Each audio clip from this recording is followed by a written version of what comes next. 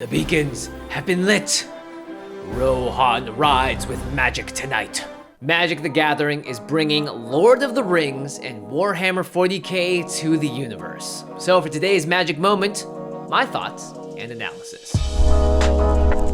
First up though, thank you to everyone who's been watching these videos. It's always so nice to be able to talk on the internet when you're just trying to teach and learn from each other. So let's get into the big news and the future that it has in store for Magic the Gathering. Wizards of the Coast, the creator of Magic the Gathering, just announced the Universes Beyond initiative, a new series of expansions to Magic that brings together the worlds, characters, and stories from other popular properties. The first universes we'll be seeing, Warhammer 40k and the Lord of the Rings. You'll be able to tell which cards are from the Universes Beyond because they're gonna have a special frame and a hollow foil stamp on each of them that looks like this. Now, if it looks familiar, it's because it's already been on one set of cards that caused a massive uproar in the community, the collaboration of Secret Lair and The Walking Dead. Fun fact, I actually was a part of the announcement for those cards, but I had no idea what the cards were and I had no clue it would create such a storm later. Okay, so the details of these cards that are gonna be released, pretty murky. The one main thing that is important is that they are going to be legal and playable Magic cards for casual formats, legacy stuff, and of course, the most popular format, Commander. When it comes to how these universes are all gonna collide together, we know that Warhammer 40k will take form as a series of pre-constructed commander decks and not a full set of cards. This means there's a chance that it'll be a combination of new cards and reprints, but most importantly, this is specifically aimed at the commander community where cool legendary creatures define the format. So those legendary creatures most likely are going to be from the Warhammer 40k universe or heavily inspired. As far as the Lord of the Rings collaboration, we're fuzzy on the details there, but the general consensus online points to the fact that we're going to have a full set for the card game, which means it might follow precedent to Magic with sets like Conspiracy, which was a multiplayer set, or Battle Bond, which was made for Two-Headed Giant. Now, whether or not it's going to be completely new cards or a mix of old and new, all details we have yet to find out.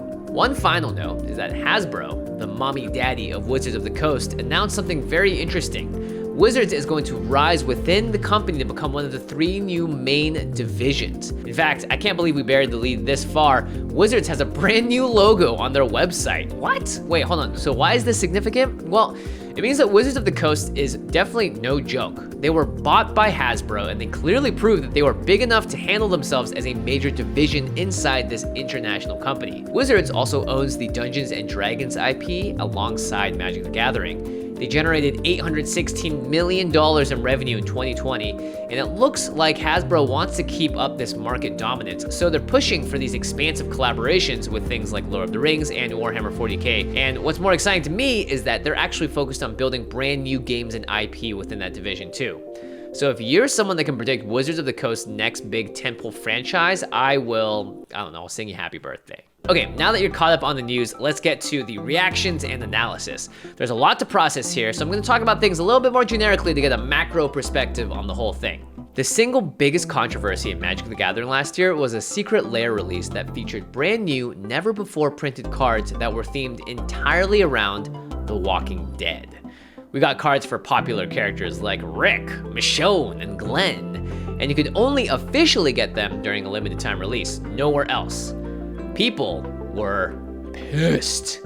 Whether it was because of the tie-in to like a non-Magic franchise, or it was the exclusivity of the cards and their effects on other formats, or just the general degradation of the sanctity of the game, there was really no end to the criticism. In fact, it kind of tore the community apart a little bit. So I talked to some of my friends. They are fans of Warhammer 40k and the Lord of the Rings, and they may or may not have Magic history, and I thought their reactions were really interesting. But before we get into that, one really important distinction. So there's a big difference between The Walking Dead and Warhammer 40k and Lord of the Rings. Because The Walking Dead, it is not the first zombie IP on the block. It's just the most current popular zombie franchise out there. Warhammer and Lord of the Rings, however, these two properties, they're like the literal deepest cuts when it comes to gaming and fantasy. If you remember a game like StarCraft, well, you might recognize a smidgen of similarities to Warhammer 40k, especially because Chris Metzen, who created the universe for StarCraft and a bunch of Blizzard games, is a massive Warhammer fan. We've been taking major inspiration from Warhammer and Lord of the Rings across gaming and fantasy for a long time. And Lord of the Rings' impact, oh my goodness. J.R.R. Tolkien, you could say he's the Omega Daddy of Western fantasy. Now, he got his influences from Arthurian myths and stories like Beowulf, but what he did with Lord of the Rings and that entire universe, I mean, it paved the way for things like Game of Thrones to have the impact that it did. So when I talked to some of the Lord of the Rings and Warhammer fans out there, I found the response to be, well, enlightening. From our very own VENN download channel, Richard Granger, who does our Why I'm Excited series, and Emma Fife, our amazing hostess with the mostest on Thirsty Thursdays, they are big Lord of the Rings fans, and they had some really interesting insights as non-Magic players. They saw the Lord of the Rings integration as natural and exciting because they were excited to see, for instance, how the skills and abilities of known characters in Lord of the Rings will function in the card game world. And whether or not it will get them to play the game seriously is yet to be seen, but it definitely has perked their interest much more than any other announcement Magic had last year. And I know, because I made them watch my Valheim Magic Moment video like 5 times, and they weren't nearly as excited about Viking lore. Bummer. Our incredible creative lead here, Carolyn Page, who is a mighty player of Magic, she's been on game nights, said that with any other franchise, she would say hard pass. But Lord of the Rings, she said, that's her favorite shit. Another VENN friend, Nathan, specifically requests a You Shall Not Pass card that is a counterspell. I mean, that one's a gimme. When it comes to Warhammer 40k, I spoke with Matt Arnold from Dungeons and Daddies and Video Game High School, and D, aka Cerberus Arms. They both love painting miniatures and are big 40k enthusiasts. Now, Matt has only dabbled a bit with Magic and Commander in the past, but he has since stopped. His thoughts on 40k having Commander decks, to quote, "Oh yeah, I'm gonna buy all of them." And interestingly, Matt told me he doesn't care one bit about Magic's world or lore, but he does love the system and the card game itself. He did also say, I'm really curious how the current player base feels because Magic to Matt is not like Funko Pops or Smash Brothers.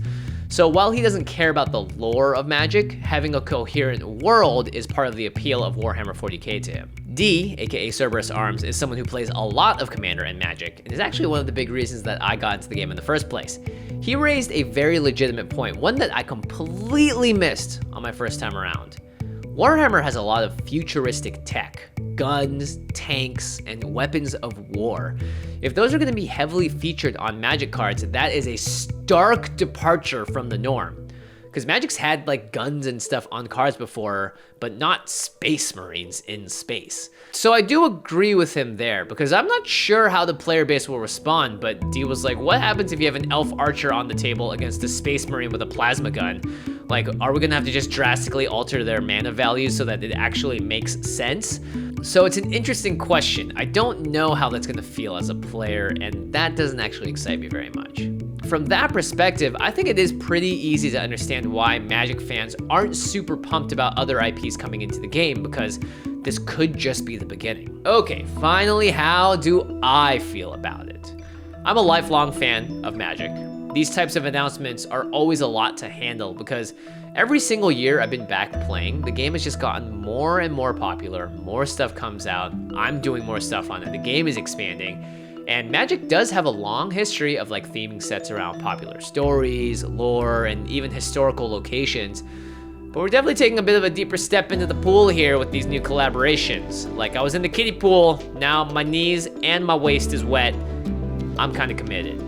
But I'm not sure if I actually am committed and how I feel about it yet, because after all, like, if I started playing Magic and found out there was a card named Dracula on Innistrad, or there was a literal gingerbread man in Throne of Eldraine, I don't think it would have changed my overall experience like one bit. Because Magic's always done this, and they've gotten around it by giving their inspirations more Magic-y names. So we're gonna see exactly where I end up with my opinion once the internet gets a good look at the cards from Universes Beyond as a whole. But the truth is, my opinion doesn't change too much here, and when I say vote with your wallet, that actually doesn't do much either, because Hasbro is full steam ahead with these collaborations, especially with how they've changed Wizards' designation within their company. So I try to be really objective when it comes to this stuff, because I'm someone that runs a few businesses and I'm constantly paying contractors for their time and work, and I understand from my small perspective how important it is to grow and to be profitable and to sustain your business. Now, as to why Wizards is doing this, I can see it along the same lines, just on a much more massive scale.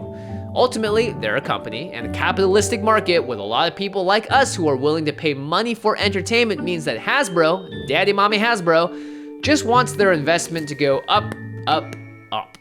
And do they even care about the discourse online? I mean, to a certain extent, totally. It's not a good look when the most vocal fans of your game are constantly up in arms over announcements like this, but the big twist of the knife in the back is that while the reaction online for the Walking Dead collaboration was almost entirely negative, I'm sorry players, it ended up being the best-selling Secret Lair drop ever.